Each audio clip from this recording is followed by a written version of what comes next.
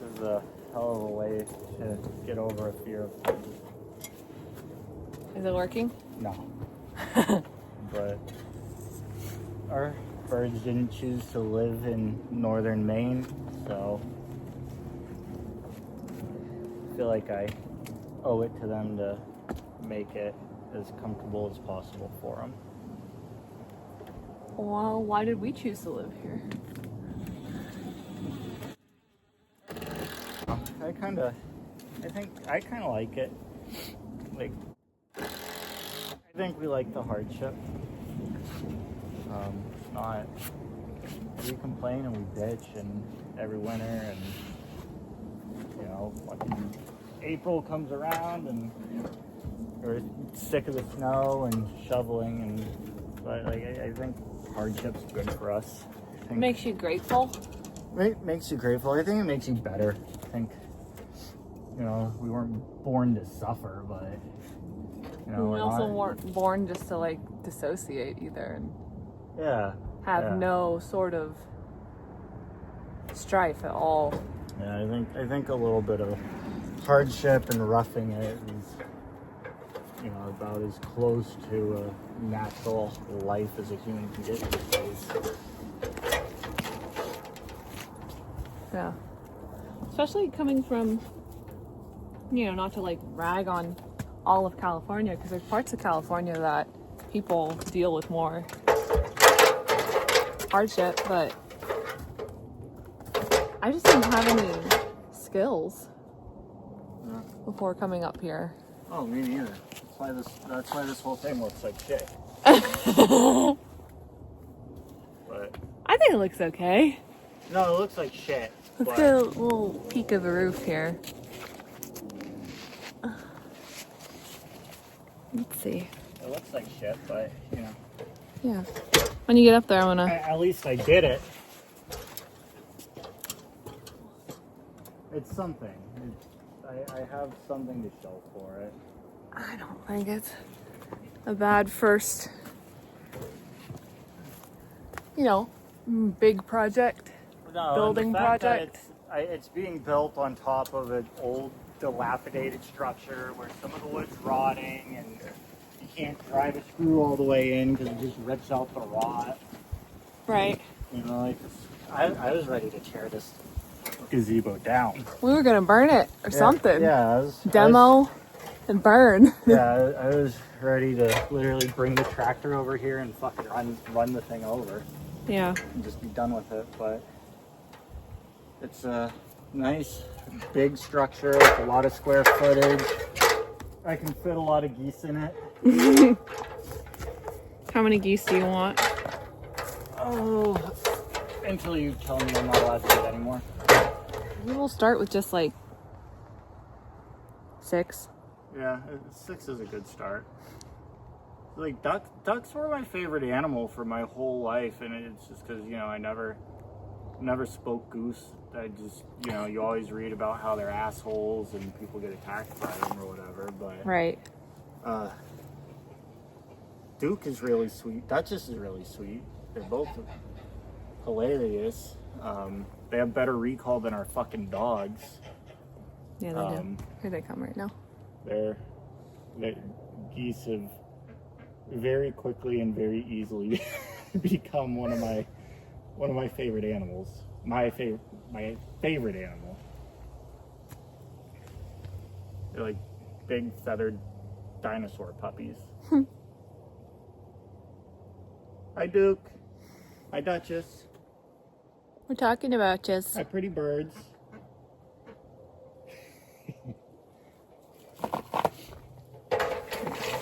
I could not agree more.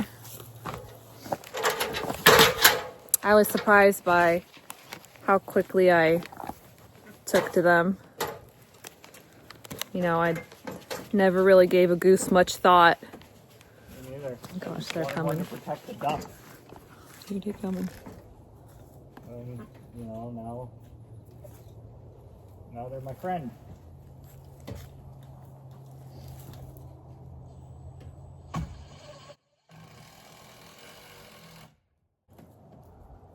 They are great alarm animals. If anyone tries to come on the property, no one's sneaking in.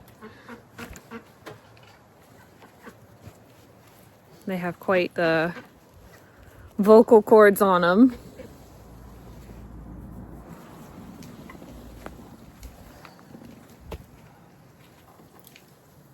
How many we got left here? One? We have 4 left. 4 left. Make my steps a little bit more stable. Your scaffolding? Yeah. Because this is fucked. Like, I can't. This is so beyond fucked. I can't put any weight on it. Feels pretty freaking good though. Even like the old existing pieces feel much sturdier. Yeah, it's like every board I add is making it more structurally sound, which is great. And eventually, you know, depending on what the future animal plans are, like as far as like a barn goes or whatever, it's like, you know, like, yeah, we get a barn, move the geese in, and then this is vacant. We can use it for something, like an outdoor bar or something. The fire pit right there. Alpaca. The alpaca will go in the barn with the rest of the animals. Miniature somethings. A miniature bar with a fireplace right there. You build a fucking balcony, like, and steps up to the roof. You really think this thing could be restored? Yeah. Okay. I think so. I think I could do it with YouTube in enough time. Like, it would go exactly like this and look like shit, but I could do it. It'd be usable. Doesn't matter. You know, it's gonna teach you skills too. Yeah. Doesn't have to be perfect. Yeah, but, you know, like, if we don't do that and we do keep it for animals, I'll probably knock down a wall and expand it out or something. Like, this could be the barn also. You just knock down a wall and start building out. Like an add-on? Yeah. Like this is the add-on to the barn? Yep. Okay. And you pour like a fucking cement block, and Before so we... that you know, Sorry. you essentially make them like Level. separate structures so that they don't nail us on taxes, because paying taxes is dumb. Frankie's taking a dust bath. And nobody should pay taxes. Everybody should commit tax evasion. In Minecraft. Yeah, in Minecraft. And the previous property owners had a shed back here where the goose kiddie pool was. Yeah, where all So that that- ground was like flattened. So that area is somewhat level. Yeah, we get out here with the tractor and we can pull some turf back, Yeah. level it out, build an add-on, and then just go straight out. And that can all be pasture. Well, maybe not right there because I'm putting a pond right there. Like, you'd probably want to do some like high-level layout design for it at least. I can do that. Yeah. High level, I mean like bird's eye kind of shit? Yeah.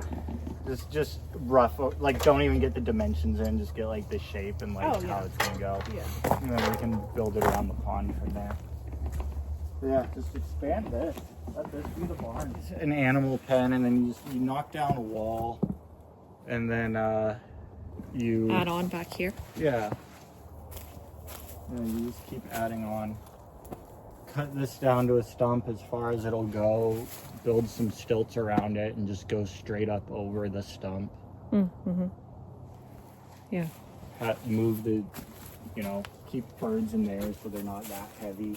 So you can put a light floor that's raised, and then put the heavy stuff on the ground level. Yep. So this is the rest of the property we have. Our property is pretty much a perfect square. 4 acres, 4 quadrants. The house is on one of the front acres. So the house and the chicken coops and this goose gazebo are on the first quadrant. So we have 3 empty acres. So this is 1, 2. And then behind this tree line is 3. So it's like a L shape of the 3 remaining acres that we want to convert into pasture. The goal for me personally is a horse. But we're gonna start a little smaller. Gonna do Shetland pony, donkeys, goats, alpaca. Emu. Ben wants an emu, and he's kind of selling me on the whole emu thing. Yeah, we're crazy. But we're crazy together, Ben. It's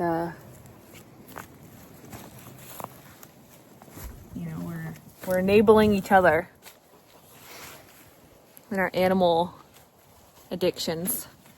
But I don't want to I want to provide quality of life for our animals. I don't want to just collect and hoard and accumulate things. I want them to be really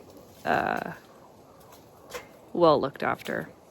I'm very devoted to them. But yeah, we won't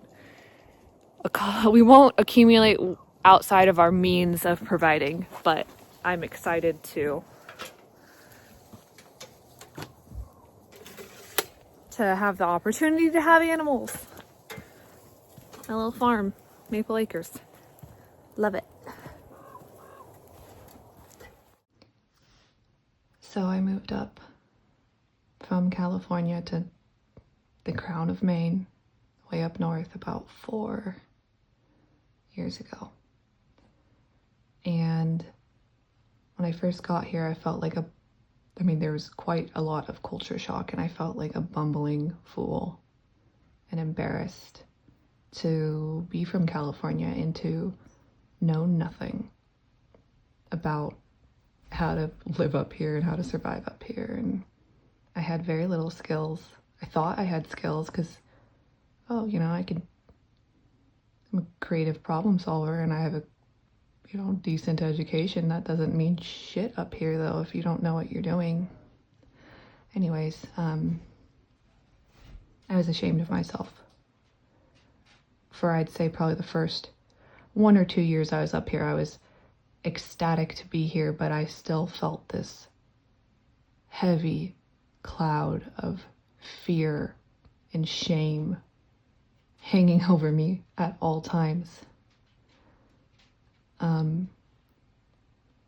And I had to really figure out a way to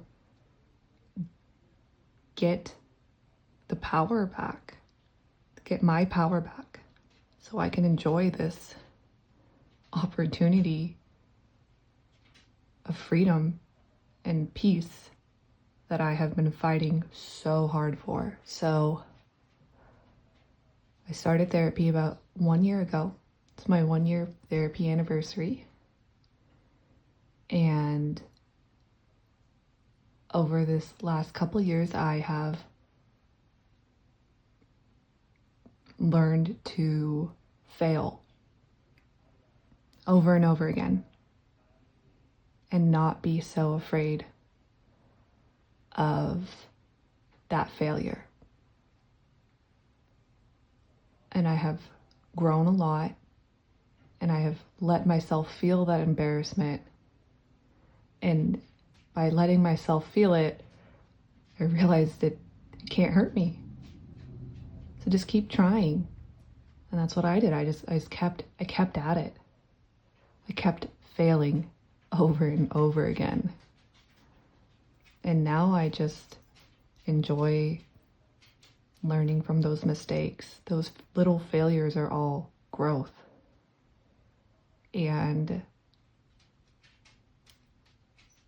you're never really a failure, ever. Even if you quit, you can pick it back up and try again. It's never too late until to dig yourself out of the hole until you're in the grave, basically. It's never too late to try. And don't let failure control you. Don't let fear control you, or shame or embarrassment, because that's how we learn. I let my fear of not being perfect always stop me from even trying for so long, that now I'm just say fuck it and do it. Do it scared, do it embarrassed, do it afraid. Some days it's harder than other days for me to rally and do it, and I still get those moments where I feel like a fool, but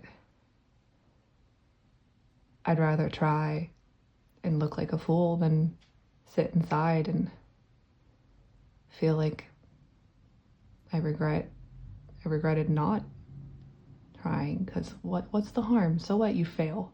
So what, your project, your little picture, your drawing, your poem, whatever looks like shit, who cares? At least you're trying. And that's how you can figure out if you really like something or not, because I tried, knitting, crochet, all this stuff, and some things have stuck and some things I've just set down and moved on from, but I'm just figuring it out, trying new things. So, yeah, I mean, it took a lot of therapy and a lot of insight, reflection to get here.